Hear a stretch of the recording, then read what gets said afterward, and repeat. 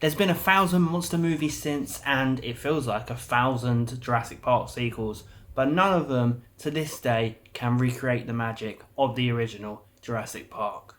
Welcome to Jurassic Park.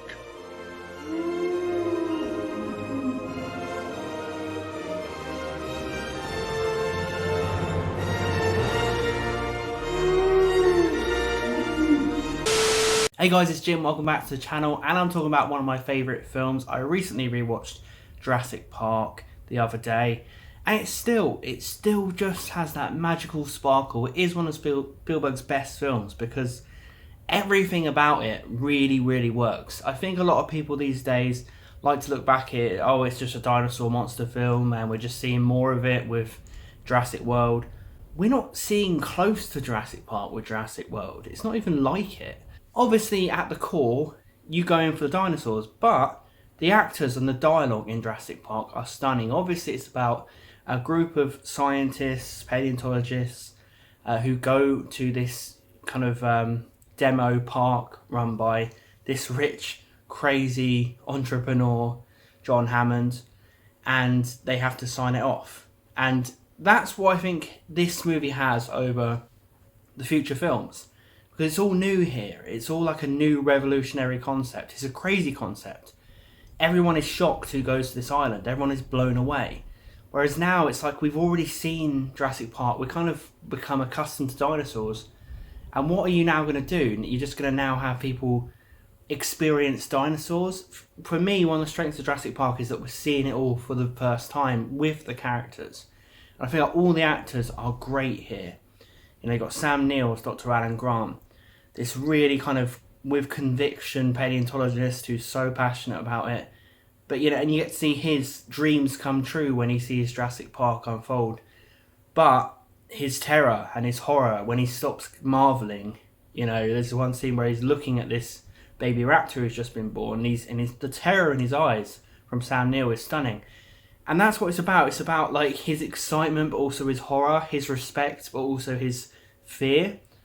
And Sam Neill was great. You've also got Dr. Ian Malcolm, played by Jeff Goldblum, bringing a different take on it. Now, all the different human characters bring a different take on their approach to Jurassic Park. He's very cautious, and he's immediately questioning things. And it's a fantastic, unforgettable performance by Jeff Goldblum. And I feel like his jokey, humorous approach is so unique to Jeff Goldblum. But when he wants to really lay down the law to John Hammond about his concerns, it's some of the best dialogue in the whole film. Yeah, don't you see the danger, John, inherent in what you're doing here? Genetic power is the most awesome force the planet's ever seen, but you wield it like a kid that's found his dad's gun. Believe it or not, Jim Carrey was actually considered for Dr. Ian Malcolm originally, and he even auditioned for the part. As humorous as Jeff Goldblum is as Dr. Ian Malcolm, it would be another world of possibilities if Jim Carrey played that character. That would have been bonkers. I don't believe it. You're meant to come down here and defend me against these characters, and the only one I've got on my side is the blood-sucking lawyer. Oh, come on! We also had Harrison Ford and William Hurt considered for Dr. Grant. I really can't see anyone else playing these characters. You know, even in Jurassic World Fallen Kingdom, when we saw these people come back, I hate the film, but it gave a smile to my face to see them come back at least. That's how synonymous and how good they are as these characters. Ellie Sattler, played by Laura Dern, is Dr. Alan Grant's partner. This is a little subplot in the film of she wants to have kids with Alan Grant, and Alan doesn't really like kids.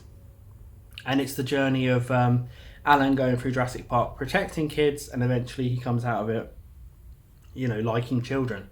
But Ellie Sattler was a very good female character in this. She's very strong, but you know, there is this kind of nice femininity to her as well, a traditional femininity where she wants to settle down with Alan Grant. So there's all different dimensions to the character, and I think Laura Dern is very charismatic, very good, and very believable as a paleontologist. You really believe that Sam Neill and Laura Dern are together, but you really believe their passion of paleontology. And it's just that conviction, it's that commitment to the performances. I don't believe the characters in Jurassic World. I'm sorry, I don't. I don't know if it's because the actors aren't that good anymore. I don't know. But for me, I'm completely and utterly convinced by these roles, and I buy into, and I like the characters, I like the back and forth, I like the banter, I like the rhythm. And the dialogue is a big part of that. The dialogue in this script is fantastic. It feels like the dialogue leads, each line leads into the next. Everyone plays off each other. It's very, very good at building to a dramatic line. There's very, very good standalone lines in this that are memorable. It's a masterful script. It really, really is. I don't want to jump to any conclusions, but look. Dinosaurs and man, two species separated by 65 million years of evolution, have just been suddenly thrown back into the mix together. How can we possibly have the slightest idea of what to expect? And this is a lot of my passion for the film without talking about the dinosaurs. And that's what I want from the Jurassic Park movies. I want human characters who I can really like. It doesn't matter if there's good special effects with dinosaurs and that. If you don't care about anyone remotely what's going on, it just all goes over your head. And you also have the character, before we talk about dinosaurs, of course, John Hammond, played by Richard Attenborough, who is the entrepreneur behind the park. Absolute nutter. You're right. You're absolutely right. But he also has this likeable old granddad feel. And it's a really interesting dynamic, because he's a sweet, charming granddad who wants to try out this terrifying concept, and he's very, very good at selling the concept, but there's a little bit of derangement in there where he's obsessed with it, and you never quite know with John Hammond whether he cares about human life or not. You feel like he does at some point, but then in the back of his head it's like the desire to unleash Jurassic Park means more than just losing a few lives. He's a very interesting character, and Richard Attenborough's stunning. Richard Attenborough is fantastic in this. The different layers of John Hammond we get to see, the engagement he has with the characters, where we get to see what's behind the bravado, what's behind his belief in the park. And one of the most fantastic scenes where he sits down with Ellie Sattler and tells her why he was motivated to do all this. This is where it's all gone wrong. So he's kind of a defeated man, and he opens up and he's honest about his path to Jurassic Park. This place, I wanted to show them something that wasn't an illusion. Something that was real. Something that they could see and touch. When the dinosaurs turn up, you're really, really ready. Like that scene where you first see the Brachiosaurus, or the Brontosaurus, is CGI, but it's so magical. And you know what? I watch it today and I can see it's CGI, but it's delivered in such a majestic way that I don't really care. What I care about in Jurassic Park is they actually decided to do a mix of CGI and practical effects. I'm not against CGI. I'm against purely doing it and not even bothering with practical effects. Then you get the greatest monster attack scene in any movie, which is the first appearance of the T-Rex.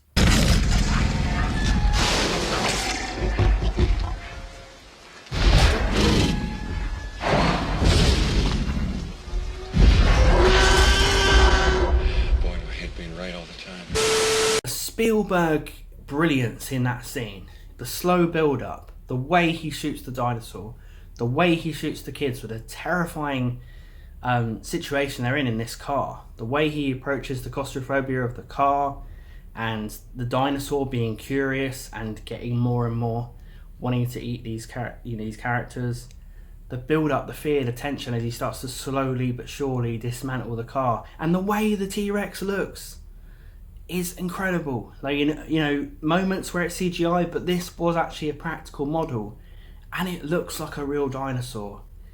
It really, really does, And this T-Rex scene has never been duplicated. All these Jurassic Park sequels, all these monster movie sequels, you've never got something that feels as authentic and as just exciting and terrifying and blood-curdling as this T-Rex scene. I always think back of what people would have gone through watching this in the cinema in 1993. I didn't see it in the cinema, I first saw it on video. You would have shit yourself, or you would have just been, your life would have been changed forever with this scene. It's stunning. There'd never be anything like it on film, ever. And obviously you get the raptors turning up, and what I will say is, it's always the raptor stuff that I still like in the Jurassic Park sequels, because the raptors are just so cool and so terrifying, and whenever you include them, it just creates such a tension. They're always a highlight of whatever they're in, and they're fantastic here. Again, a mixture of practical and CGI, but it's good to see a battle of wits with the raptors. I'd rather see human characters trying to outwit raptors with their mind than Chris Pratt becoming nice little mates with a raptor. Call me crazy. Obviously you got the kitchen scene with the two kids in the film, Lex and Tim. Just, that is scary stuff, because such an enclosed place, such a interesting idea of you've just got the counters and the kids are hiding and running around the kitchen trying to get out of the kitchen, and the raptors are stalking round. That's what Spielberg does well in this. He keeps things small time in a sense in Jurassic Park. You know, all the dinosaur confrontations are all enclosed, and you feel the claustrophobia, and one wrong move could get the characters killed. Oh, and I forgot to talk about Lex and Tim, Joseph Mazzaro and Ariana Richards. Two of the greatest child performances in this sort of movie. You still remember them, and your heart goes out to them. They're not annoying, but they still seem like children, and I feel like their genuine reactions are ingrained in your mind forever. These are the characters who you had to care about being in peril, and, you know, not just because they're children, because the performance comes through. And I enjoyed it, and I enjoyed them getting closer to Alan Grant and that relationship developing. There was a good chemistry across the board. Underneath the surface of Jurassic Park, there is that idea of this is this magical, incredible thing, but just this idea of people will do anything for money, and they'll risk anything for money, and they'll put lives at danger for money, and they'll do all this and use creatures from evolution for their own personal gain, and just to create this vision and this, you know, Jurassic Park really is about the dangers of money and capitalism and being rich. Like, John Hammond is so bored that he just wants to play God, and it's the danger of thinking that you're above life just because you've got money. None of them are like it. Like, Lost World was already running out of steam, the second film. I think it's the best sequel, but it was already running out of steam, because this is really a lightning in a bottle film, and I think lightning in a bottle is a great idea for the themes of the movie.